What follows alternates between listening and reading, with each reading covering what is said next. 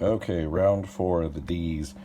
Anthony D'Amato, not a very well-known singer-songwriter, but I really like this album. The only Daft Punk I own on vinyl. Got some Roger Daltrey solo records from after the Who broke up.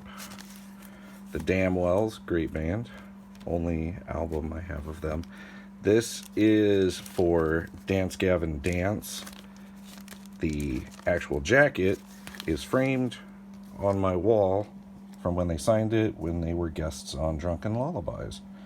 Dandy Warhols, got some Rodney Dangerfield comedy records. The Dangerous Summer, my favorite record by them, called Golden Record. Got some Charlie Daniels greatest hits.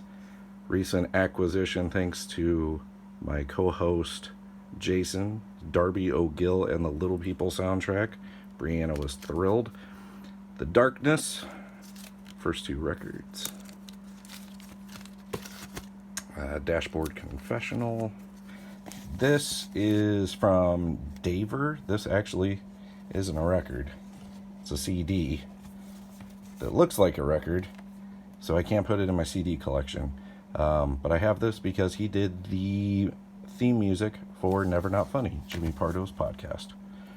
A couple Dawes records.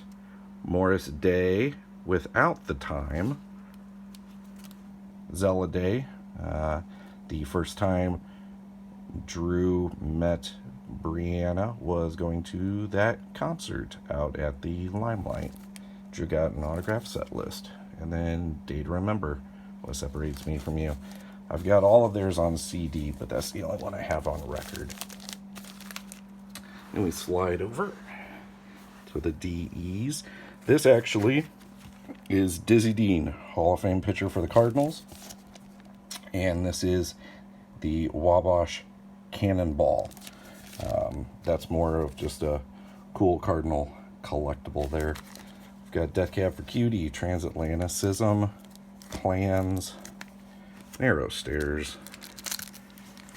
That one that I don't listen to much, Codes and Keys, I think. Decemberus, The Crane Wife. We've got some Deep Purple.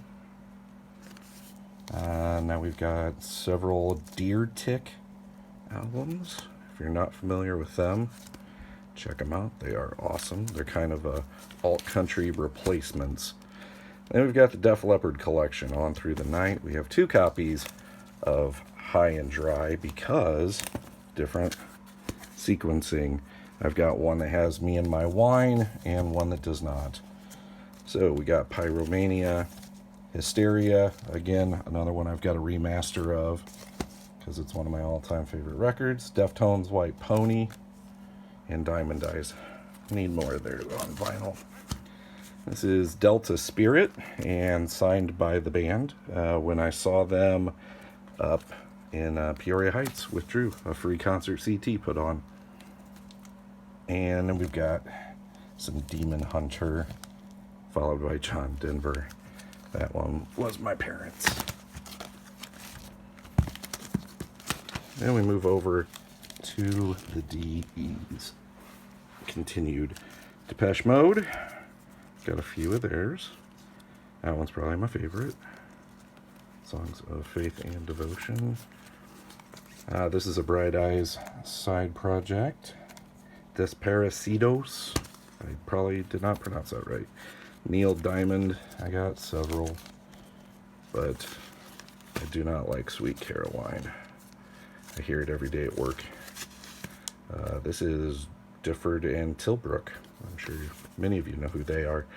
Dio, Holy Diver, of course. Then we got Dion, Runaround Sue, Dire Straits, Direct Hit, another former guest band on Drunken Lullabies. I've got a few of theirs. And that one's signed from when they sat in on the show. This is some Peak and Pride here. This is Everett McKinley Dirksen, Gallant Men record. And then we've got some Disney songs, because I love Disney. The Districts, picked this up when I saw them play at the Limelight. the Donnas Spend the Night and Bitchin'. I think that one's on purple vinyl, actually. And then we got some of my mom's favorite, the Doobie Brothers. I've seen them live 2 or 3 times, I think, at this point. So, got some Doobie Brothers in the collection.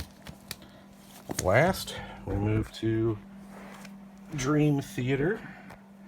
The only Dream Theater vinyl I have.